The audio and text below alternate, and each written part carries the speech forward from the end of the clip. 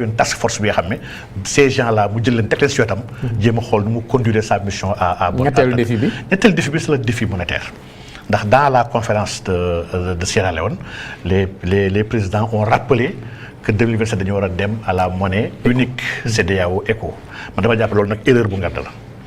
erreur bu ngan la bi nga xam ne le président war nañ ci liggéeyaat loolu lu tax ñu war ko liggéeyaat mooy dafa am benn gëstukat bu mag bu liggéey si lu ñuy woowee les régionalismes polarisants donc liggéey bu am solo muy wane ni lan moo tax régionalisme yooyu du dox mu joxe kaawu SADC avec Afrique du Sud ak ñoom Lesotho Eswatini Afrique du Sud moom kese c'est presque 80% du PIB moom moo téye zone bi yeneen ñëpp c'est des états satellites pour moom mu joxe exemple lu Mercosur avec le Brésil ñoom Uruguay ñoom Paraguay ñëpp c'était déjà satellite Brésil à elle seule le Brésil fait 75% du PIB de la zone mu joxe exemple Inde avec la CDLE Asie du Sud Inde dëkk yi mu ànd la yëpp tamit Inde moom kese c'est presque 80% de la démographie et 75% du PIB. Donc vraiment espace yëpp yoo xam ne daa am un état pivot qui fait plus de 70% du PIB.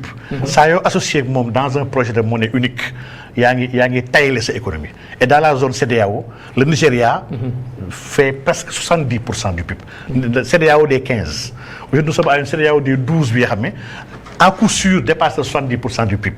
Donc vraiment mu am gëstukat bu mag yu wax Nassirou qui a fait un travail benn modèle de VAR structurel pour xool économie Nigéria bi ndax dafay intégré wu dans celle de l'Afrique de l'Ouest mu gisee effectivement l'économie du Nigeria ne s'intègre pas dans l'économie de l'Afrique de l'Ouest. Il y a des chocs réels yoo xam ne liés au pétrole liés à beaucoup de choses yoo xam ne Nigéria jafe-jafe nar a nekk pour des pays yu mel ni comme ñun pays UEMOA.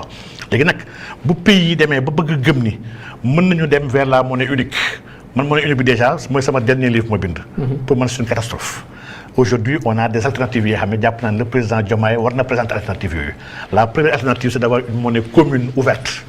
La monnaie commune ouverte permet à tous ces pays-là kenn ku nekk mën a am le bras monétaire comme il l'entend mu am nag une monnaie communautaire bi xam ne qu'on va partager cette monnaie-là sera ouverte du tënk kenn mu bañ a am monnaie boppam man jàpp naa lii mooy la formule lii mooy dëgg-dëgg ce que nous devons faire parce que fàtte ni projet de monnaie unique yi Arabie Saoudite bii sax. avec le Golfe Persique Arabie Saoudite ñoom Émirats Arabes Unis Bahreïn amoon nañu projet monnaie unique. 2010 dañ koo bàyyi. ndax xam nañ dina lu baax seen économie ñoom Brésil bii avec le Mercosur ils avaient un projet de monnaie unique l'Inde avec l'Asie du Sud-Est. C'est vrai que l'Europe avait inspiré tout le monde ah.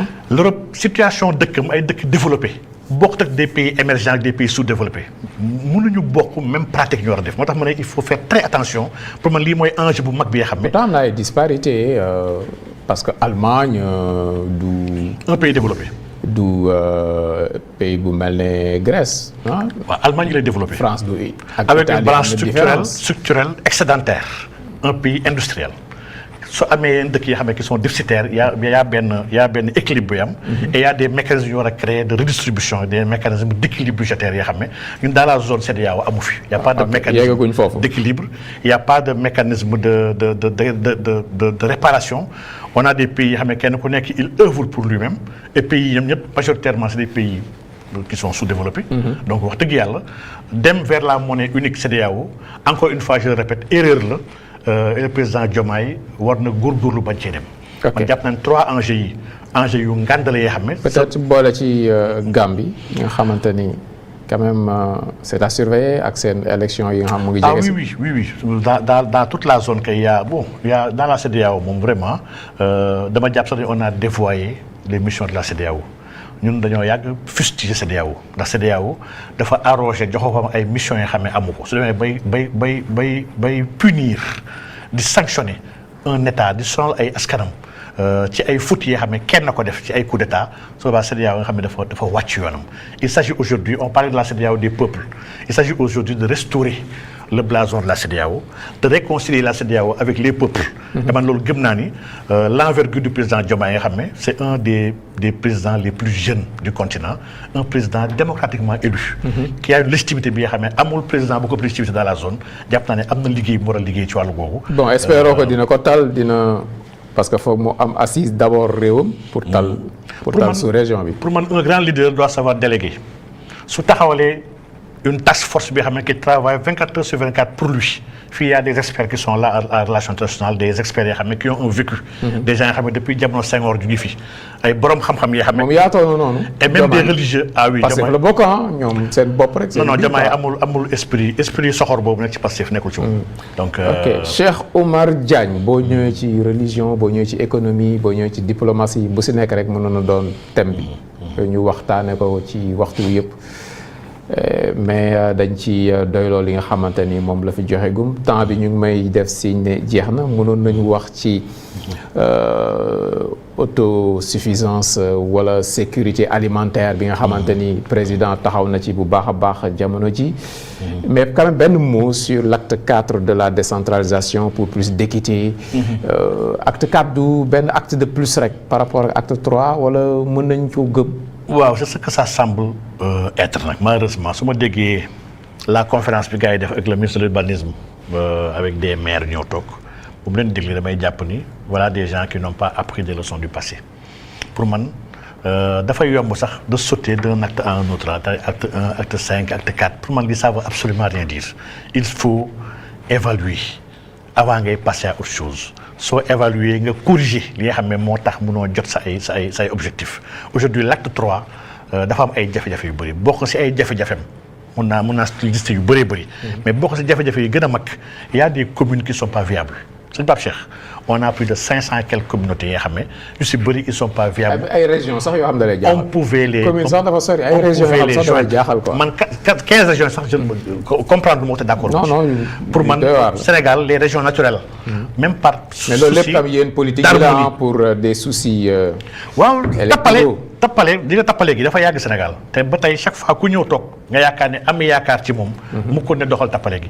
Les régions administratives sax dafa amul cohérence avec les régions économiques. Il fallait les mettre en cohérence. Wow. Donc aujourd'hui il y a des communes yoo xam ne qui devaient être fusionnées loolu mooy dëgg bi mu leen dina wàññi nombre de maires nombre de communes mais loolu mooy li gën.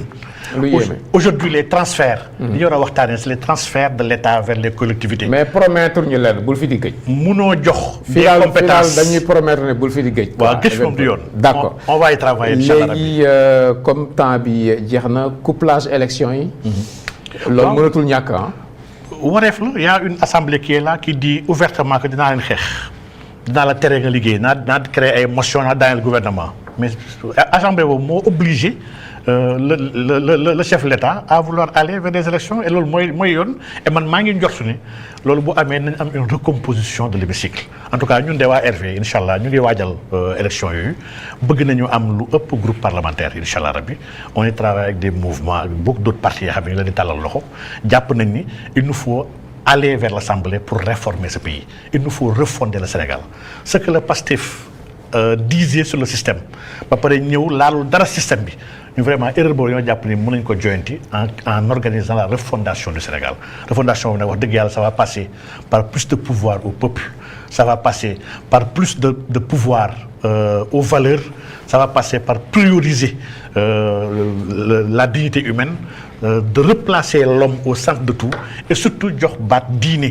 ci biir dogalukaay yi xam ne ndax diine moteur la bi nga xam ne mën na defar askan muy diine musulman comme chrétien buñ ko capitaliser en système de valeur mën na tàggat citoyen ñu am de meilleurs citoyens et loolu jàpp ne diine kese ko mën donc vraiment jàpp ne loolu suñ si travail incha allah rabbi yàlla na yàlla defal sutura mais gëm naan Sénégal fi mu jëm moom ñu ngi dem ci ay lendemain yi xam ne lendemain de confrontation lay nekk yàlla na si yàlla def sutura pare mu nekk de manière voilà de manière civilisée ndax ute dafa nekk devoir dañoo war a wute ute gi moom dañoo war di wute ci lépp waaye wute gi dafa war a nekk ci teggin ba pare wute gi dafa war a sell dafa war a sain man li ma wute par exemple soo seetloo man dafa ma gis si médias sociaux yi gis ay booy yi mooy booy yi rek booy yi may bañ tudd booy ñëw sa ñëw da ngaa bañ diw da ngaa bañ Sonko wala da ngaa bañ nangam alors que bañ Pape Cheikh bañ dafa am li koy def li def nit ki nga bañ ko mooy nit ki am loo amul mu nekk loo nekkul et si biir bañ bi